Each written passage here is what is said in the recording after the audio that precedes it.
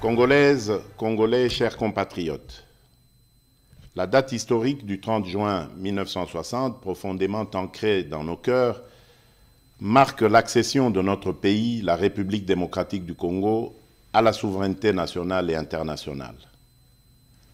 Aujourd'hui, encore 63 ans plus tard, nous célébrons avec grande fierté cet événement, non seulement pour honorer la lutte de notre liberté et de notre indépendance menée avec courage et détermination par les pères fondateurs de notre nation, mais aussi et surtout pour réitérer notre attachement à ce bien précieux qu'ils nous ont légué et que nous avons à notre tour le devoir de transmettre comme tel aux générations futures, et ce, en dépit de toutes les adversités d'où qu'elles viennent.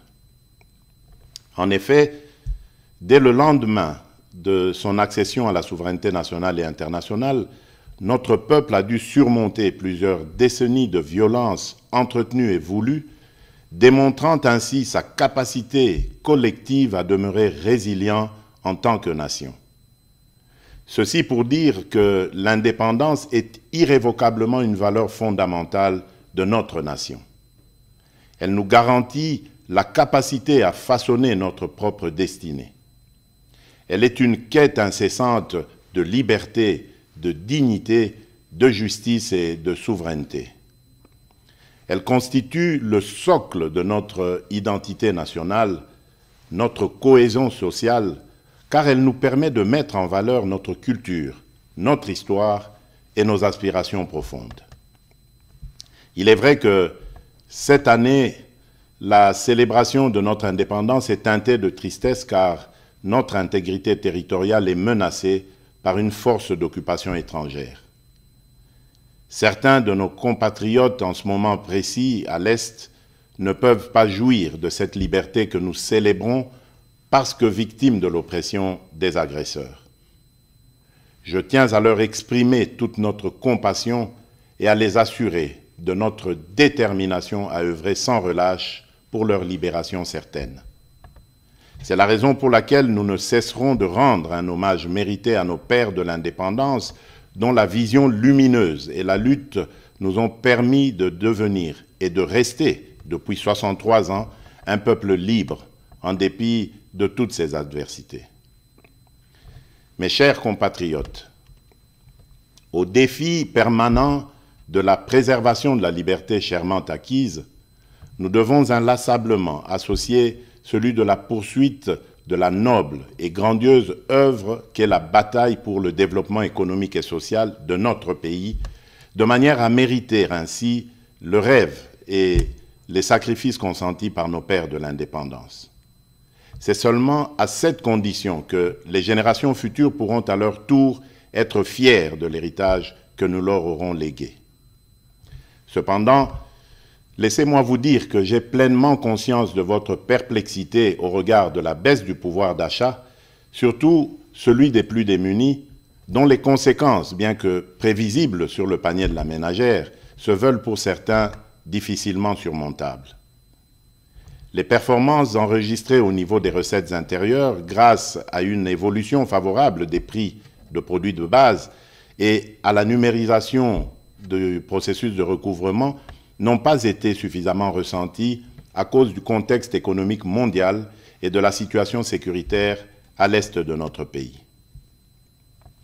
En effet, l'enlisement de la guerre en Ukraine, d'une part, a occasionné la hausse des prix mondiaux des commodités et des matières premières, de l'énergie et des produits de première nécessité, entraînant ainsi des pressions inflationnistes dans le pays et même au sein des économies les plus robustes du monde. Et d'autre part, la guerre à l'est du pays a provoqué une augmentation significative du volume des dépenses exceptionnelles dans le domaine de la sécurité en vue de garantir notre intégrité territoriale. Cependant, les perspectives à court et moyen terme demeurent favorables et stables. En effet, les prévisions du Fonds monétaire international pour 2023 sont de l'ordre de 8%, de 7,2% pour 2024 et de 7,5% pour 2025. C'est ainsi que je voudrais vous rassurer que l'amélioration des conditions de vie de mes concitoyens demeure au cœur de mes priorités quotidiennes.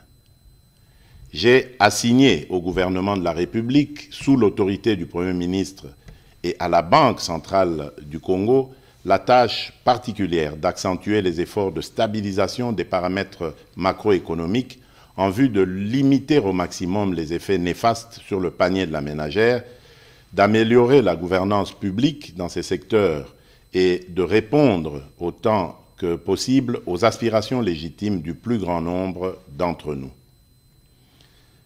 Mes très chers compatriotes, au choc sus évoqué et que le gouvernement s'est ardemment employé à amortir, se sont ajoutées les menaces persistantes à notre intégrité territoriale et à la sécurité de nos populations et de leurs biens. En effet, le climat d'insécurité qui prévaut dans certains espaces de notre territoire national perturbe fortement la poursuite harmonieuse des ambitions que nous revendiquons collectivement. Comme vous le savez, notre pays fait face depuis de nombreux mois, dans sa partie orientale, à une agression vile et barbare perpétrée par un voisin belliqueux, le Rwanda, au nom d'intérêts obscurs et ignobles. Au regard du danger que court le pays, il vous souviendra que j'avais lancé l'année passée un appel patriotique à notre jeunesse de s'enrôler dans les rangs des forces armées de la République démocratique du Congo et de la police nationale congolaise. Quelques mois après cet appel, nous avons été heureux de voir plusieurs dizaines de milliers de jeunes compatriotes y répondre favorablement. Ceux-ci comptent déjà parmi les renforts à l'effort de guerre livré par nos forces de défense et de sécurité, et nombreux se pressent chaque jour davantage auprès des centres de recrutement prévus à cet effet. À cette occasion, je salue la bravoure de notre peuple qui, meurtri dans sa chair, ne se résigne pas pour autant et ne cesse de défendre avec une énergie inouïe l'intégrité de notre territoire. Je salue également les forces de défense et de sécurité qui s'emploient sans ménagement à mettre l'ennemi hors d'état de nuire en vue de permettre un retour rapide de la paix et de la stabilité indispensable pour notre développement. Soyez convaincus que ce combat que nous livrons au quotidien pour sauvegarder notre souveraineté et notre intégrité, nous le poursuivrons sans désemparer jusqu'à la victoire finale. Telle est et sera notre mission. Maintenant que se confirme la montée en puissance de nos forces de défense et de sécurité, j'encourage une fois de plus le gouvernement de la République de continuer à maintenir cet effort pour que toute aventure belliqueuse sur la terre de nos ancêtres soit suicidaire pour quiconque la tenterait. C'est ici l'occasion d'exprimer notre entière solidarité à toutes nos sœurs et à tous nos frères des territoires occupés par les terroristes du M23, lesquels frères et sœurs vivent présentement dans des conditions d'extrême précarité et dont la situation humanitaire n'a cessé de se dégrader à cause de leur éloignement forcé de leur milieu d'origine et des exactions subies. Je tiens à les rassurer que les nouvelles mesures arrêtées par le gouvernement, en plus de celles déjà prises sur le plan social, dans le sens de soulager un tant soit peu leur situation, sont en voie d'être mises en œuvre. Mes très chers compatriotes, cette célébration de l'accession à la souveraineté nationale et internationale vient aussi interpeller, en cette année 2023, notre devenir comme nation et la perception de notre construction du vivre ensemble et de la cohésion nationale. Elle est l'occasion pour nous de renouveler le chantier de l'unité nationale, de construire une société républicaine plus juste, solidaire et vivable pour toutes les composantes sociologiques et linguistiques, quelles qu'elles soient. Le défi pour notre pays étant le dépassement des frontières ethniques, culturelles et linguistiques. Cela étant dit, je dénonce toute velléité tendant à opposer différentes communautés congolaises entre elles. Nous sommes un pays diversifié avec différentes cultures et langues. C'est en cela que réside tout le mystère de notre richesse en tant que peuple parmi tant d'autres sur cette planète. Nous devons célébrer cette diversité tout en travaillant ensemble pour l'atteinte de cet objectif commun qui est celui d'avancer notre pays dans l'unité et la cohésion nationale. Mes très chers compatriotes, l'année 2023 est aussi l'année des élections présidentielles, législatives, nationales et provinciales, mais aussi pour la première fois celle des élections locales. Ainsi, en dépit des différentes contraintes, j'invite instamment la CENI, comme je m'y suis engagé devant la nation, à poursuivre courageusement et sans relâche les efforts en cours en vue du respect des délais constitutionnels dans l'organisation rigoureuse des différents scrutins conformément aux standards internationaux. Au regard de l'évolution à ce jour des opérations électorales effectuées sur l'ensemble du pays, je félicite la CENI pour cette première partie du travail abattu dans le respect de sa feuille de route. De même, je rappelle au gouvernement de la République de continuer à faire sa part, notamment en prenant toutes les mesures nécessaires pour mettre les moyens financiers à la disposition de la CENI en vue de la tenue des élections transparentes et crédibles dans le respect des délais constitutionnels. En effet, ces élections donneront l'occasion aux vrais dépositaires de la légitimité populaire, c'est-à-dire le peuple congolais, de choisir librement celles et ceux qui seront appelés à assumer, pendant une période, la noble charge de la conduite des affaires de la nation au plan national ou local, dans l'intérêt général. Je vous invite donc à aller vers les prochaines élections dans un climat apaisé et serein, en maintenant sans relâche la cohabitation harmonieuse qui nous a toujours caractérisés et qui fait réellement la force de notre nation.